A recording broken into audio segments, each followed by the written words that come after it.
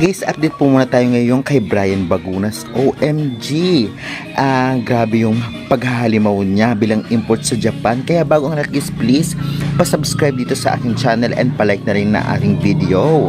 Well, pag-uusapan naman natin ngayon ang performance ni Brian Bagunas sa Japan Volleyball League Men's Volleyball, kung saan nagpakitang gilas ang ating kababayan doon with 7 points. At hindi lang yan, may isang ace din siya. Grabe, kahanga-hanga talaga si Brian Bagunas.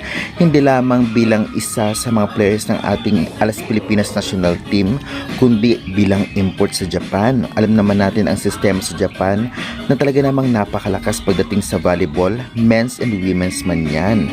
Dahil nga ngayon ay talagang nagpakitang gilas siya sa Osaka Bluton bilang kanyang team doon, laban nga sa defending champion. Bali, umabot ng 4 sets ata yung laban, pero natalo sila. But maganda ang nilaro ni Brian Bagunas. Masasabi nga natin na talagang mukhang hindi lang siya pinapalaro nung mga unang laro ng Osaka Bluton, dahil sa paghahanda ni Brian sa SEA Games, kung saan ay talaga nakapaglaro na siya at tapos na nga yung SEA Games.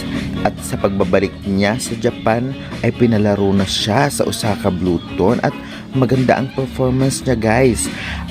Bali ngayon hindi pa naman mataas yung efficiency niya pagdating sa opensa, pero maganda ang inilaro niya dahil nagkaroon din siya ng mga puntos o 7 points. Kaya congratulations Brian Bagunas, tiyak na talagang gagamitin pa siya sa mga susunod na laban dahil matagal-tagal pa ang tournament.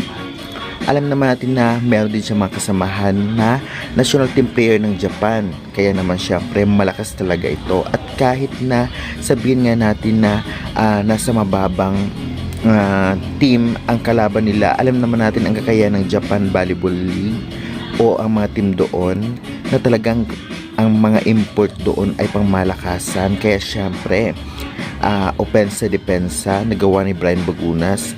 Kaya naman syempre, proud na proud tayo, diba? And hindi na bago sa atin yan dahil yung performance niya sa FIVB World Championship ay talagang maganda. Kaya naman, ito pa kayang